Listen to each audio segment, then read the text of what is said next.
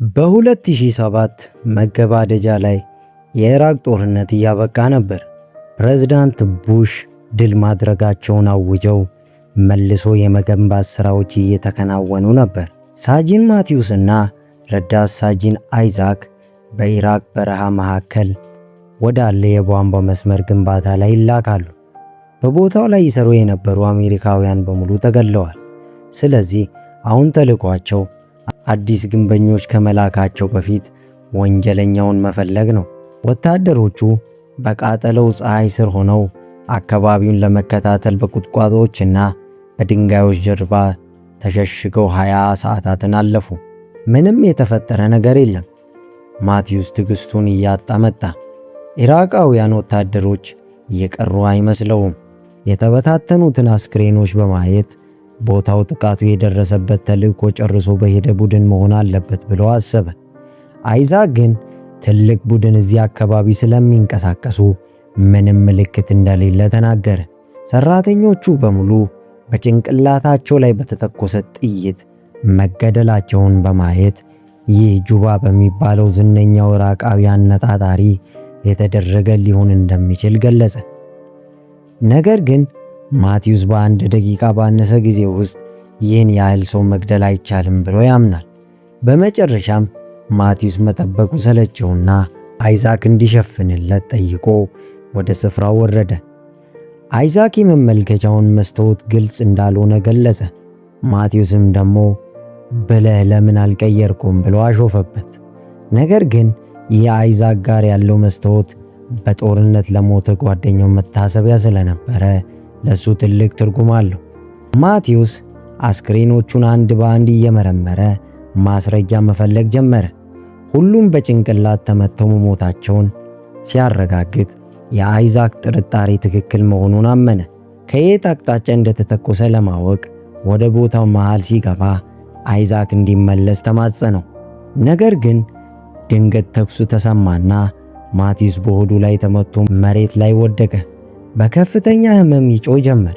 አይዛክ ጓደኛውን ለመርዳት በጥይት ላለመመታት ወዲና ወደ እየተሽለኮለከ ወደ እሱ ሮጠ። ማቲዩስ ጋር ሊደርስ ሲል ግን እሱም ግንባሩ ላይ ተመታ። አይዛክ ማቲዩስን እዛው ትቶት ወደ አንድ ፈራርሶ ወደ ወደቀ ግድግዳ ጀርባ ተጠልሎ ለመደበቅ ተገደደ። ማቲዩስ ህመሙ ላይ ቢሆንም በህይወት አለ። ለአይዛክ ደውሎ ለጦር ሰፈሩ መረጃ እንዲሰጥና እርዳታ እንዲጠይቅ ነገረው። በመጀመሪያ ግን አይዛክ የእግሩ ቁስል በጣም አስከፊ መሆኑን አይቶ ደሙን ለማቆብ ቀበቶውን አሰረ። ከዚያም ሬዲዮን አውጥቶ ለመደወል ቢሞክርም አነጣጣሪው የራዲዮን አንቴና ስለመታው ምንም ሲግናል አልነበረውም። ድንገት ማቲዩስ በድጋሚ ደውሎ አነጣጣሪው ያለበትን እንዲያሳየው ጠየቀው። አይዛክ ማንኛውም እንቅስቃሴ ካደረግ በድጋሚ ተኩስብሃል ብሎ ቢያስጠነቅቀውም አልሰማውም። አይዛክ በቢላዋ ግድግዳውን በመብሳት የመመልከቻ መስታወቱን ለማስገባት ሲሞክር በድንጋይ ተመቶ እጁ ቆሰለ። ማቲዩስ በበኩሉ ጠመንጃውን ለመያዝ ቢሞክርም በደም መፍሰስ ምክንያት ራሱን ሳተ። እንደ ጓደኛው መሆን ያልፈለገው አይዛክ በቢላዋ ተጠቅሞ እግሩን ውስጥ የገባውን ጥይት አወጣ። ይህም በጣም የሚያሰቃይ ሂደት ነበር። ቁስሉን ካሰረ በኋላ እሱም በህመም ምክንያት ራሱን ሳተ። ከተወሰነ ጊዜ በኋላ ከጆሮ ላይ ባለው የመገናኛ መሳሪያ ድምፅ ሲሰማ ነቃ። ከጦር ሰፈሩ የተደወለ መኮንን ይመስላል።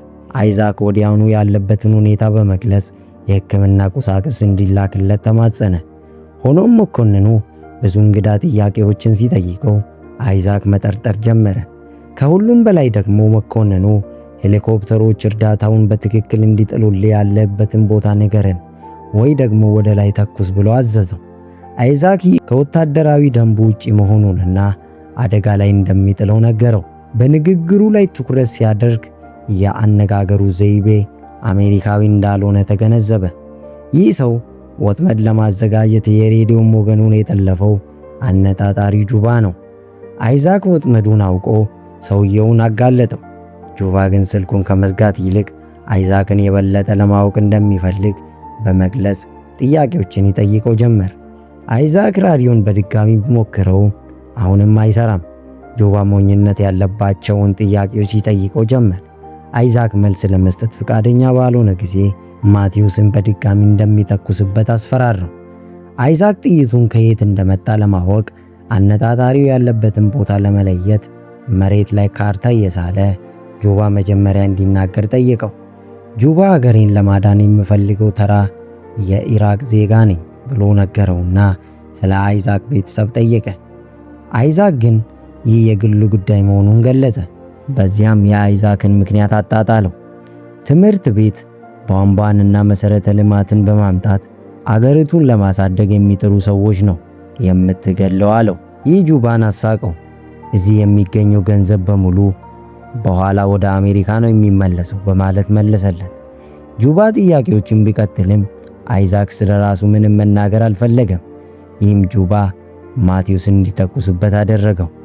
አሁን ግን አይዛክ አላመነው። ጁባ አደገኛ መሆኑን ለማሳየት የመመልከቻ መስኮቱን የቀድሞ ባለቤት ማን እንደነበረና መሞቱን ነገረው። ይህን ያወቀው ቀደም ሲል ማቲዩስ ሲያሾፍበት ሰምቶ ስለነበረ ነው። ይህም ማለት ከመጡ ጀምሮ ንግግራቸውን ሲሰማ ነበር። አይዛክ በመስታወት ሲመለከት ከሞቱት ሰዎች መካከል አንዱ ራዲዮ እንደያዘ አየ። አስክሬኑን ወደ ግድግዳው ጠጋ አደረገው። ነገር ግን ራሱን ለአደጋ ሳያጋልጥ ራዲዮውን መድረስ አልቻለም። በመቀጠል አይዛክ ከጠርሙሱ ውሃ ለመጠጣት ቢሞክርም በጁባ ጥይት ተበስቶ ስለነበረ ባዶ ሆኖ አገኘው። ጁባ ይህን ያደረገው አይዛክ ማምለጥ በማይችልበት ሁኔታ ውስጥ ሆኖ ቀስ በቀስ ሲሞት ድምፁን ለመስማት ፈልጎ እንደሆነ ተናገረ። አይዛክ እግሩ ውስጥ የመጣውን ጥይት በማየትና ብልህ ጥያቄዎችን በመጠየቅ ጁባ የሚጠቀመውን የጦር መሳሪያ አይነት ለማወቅ ሞከረ። ጁባን አሸባሪ ብሎ ጠራው። ጁባ ግን እየሳቀ ያለ ፈቃድ መሳሪያ ይዛችሁ ወደ ሌላ ሀገር ገብታችሁ ሰዎችን የምትገድሉት እናንተው ናችሁ አለው። ጁባ እያወራ ያለ አይዛክ በስለቶቹና በመስታወቶቹ አማካይነት ጁባ ተደብቆ ያለው በአንድ ትልቅ የዋሻ ክምር ስር መሆኑን ደረሰበት። ጁባ በዚህ አስቸጋሪ ሁኔታና በከፍተኛ ሙቀት ውስጥ ለረጅም ጊዜ መቆየቱን እውነተኛ ባለሙያ መሆኑን ያሳያል። ጁባ ግን እኔ ያን ዝነኛውን አነጣጣሪ አይደለሁም በማለት ተራ ኢራቃዊ መሆኑን በድጋሚ ተናገረ። አይዛክ ባነጋገሩ ጁባ የቀድሞ የአሜሪካ ጦር መኮንን ሊሆን እንደሚችል ገመተ። ጁባ ግን ይህን ውድቅ በማድረግ ጥቃት የጀመሩብንን ሰዎች ብቻ ነው የምንገድለው አለ። አይዛክ በበኩሉ ስለ ጓደኛውና እንዴት አብሮ ወታደር እንደሆኑ ነገረው። ብዙም ሳይቆይ የውሃ ጥምና ድካም አይዛክን እንዳደከሙት ጁባ ምላስህን ደረትህ ላይ እቸክለዋለሁ ስለው አይዛክ ራሱን ስቶ ወደቀ። አይዛክ ጁባን ለማታለል ኮትና የራስ ቁር ጠመንጃው ላይ አድርጎ ግድግዳው ላይ አወጣው። ጁባ ግን በዚያ አልተታለለም። የራስ ቁር ተንሸራቶ ግድግዳው ማዶ ወደቀ። አሁን አይዛክ ራሱን ለመከላከል ምንም የለውም። በዚህ ስህተቱ ምክንያት ማልቀስ ጀመረ። አይዛክ ተስፋ በመቁረጥ አንድ አደገኛ እርምጃ ለመውሰድ ወሰነ። መሬት ላይ ወዳለው አስከሬን በመሮጥ ቦርሳውን ራዲዮውን ሰርቆ በጥይት ሳይመታ ወደ ግድግዳው ተመለሰ። ቦርሳ ውስጥ ውሃና ጣፋጭ አግኝቶ በፍጥነት በላቸው።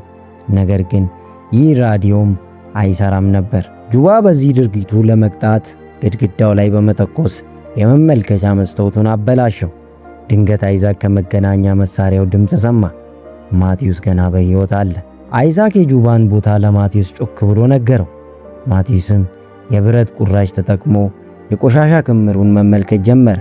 ማቲዩስ ጠመንጃውን ለመያዝ ቀስ ብሎ ሲንቀሳቀስ አይዛክ ጁባን በንግግር ለማዘናጋት ሞከረ። ጁባ ቀድሞ በባግዳድ መምህር እንደነበረ አወቀ።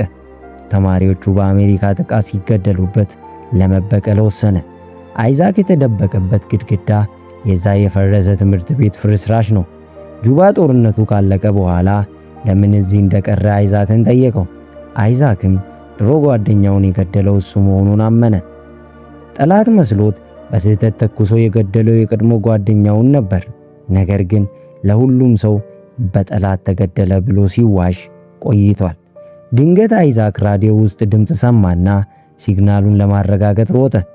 ራዲዮ ስለተበላሸ ድምፅ ቢሰማም ምልክት መላክ ግን አልቻለም። የሚገርመው ግን ጁባ በመገናኛ ውስጥ ጣልቃ በመግባት በአይዛክ ስም እርዳታ ይጠይቅ ጀመር። አይዛክ ጁባ የአሜሪካውያንን መገናኛ በመጥለፍ እርዳታ የሚፈልግ ወታደር መስሎ ረዳት ቡድኖችን ወደ ቦታው እየጠራ በቀላሉ እንደሚገላቸው ተረዳ። አይዛክ ንግግሩን ለማቋረጥ ቢሞክርም አልተሳካለትም። ቆይቶም አንድ ቁራ ቁስሉን ሲነካው በህመም ነቃ። ወፎች እንኳን የሞተ ስለመሰላቸው አይዛክ የመጨረሻ ሙከራ ለማድረግ ወሰነ። ገመድና እንጨት ተጠቅሞ የማቴዎስን ጠመንጃ ወደ ራሱ ሳበና ወደ ቆሻሻ ክምሩ ደቀነ። በዚያን ጊዜ ሄሊኮፕተሮች ወጥመድ መሆኑን ሳያውቁ ወደ ቦታው መጡ። የሚመጡት ወታደሮች ለማዳን ሲል አይዞክ ግድግዳውን ገፍቶ እንዲናድ አደረገው። ይህም የአቧራ ክልል በመፍጠር ጁባ የአይዛክን ቦታ እንዳያየው አደረገ። አይዛክ ወደ ቆሻሻ ክምሩ መተኮስ ጀመረ። ጁባ መሞቱን ለማረጋገጥ አይዛክ ከመደበቂያው ቦታ ወጣ። ጁባም መልሶ አልተኮሰም። አይዛክ ጁባን የገደለው መሰለው። ሄሊኮፕተሮች ደርሰው አይዛክን በጋራ ወሰዱትና የሕክምና እርዳታ መስጠት ጀመሩ። አይዛክ ስለ ጁባ ሊነግራቸው ቢሞክርም በሄሊኮፕተሩ ድምፅ ምክንያት ሊሰሙት አልቻሉም። በድንገት ጁባ መተኮስ ጀመረ። የሕክምና ባለሙያዎቹን አንድ በአንድ ገደላቸው። ከዛም ሹፌሩን መታው። ሄሊኮፕተሩ ተተኩሶ አይዛክም ሞተ። ጁባም ቃሉን ጠብቋል። አይዛክ በጥይት ሳይሆን በሄሊኮፕተር መከስከስ ነው የሞተው።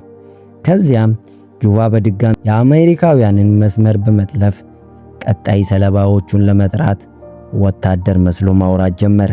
ታሪካችንም ይህን እያሳየን በዚህ ላይ ያበቃል።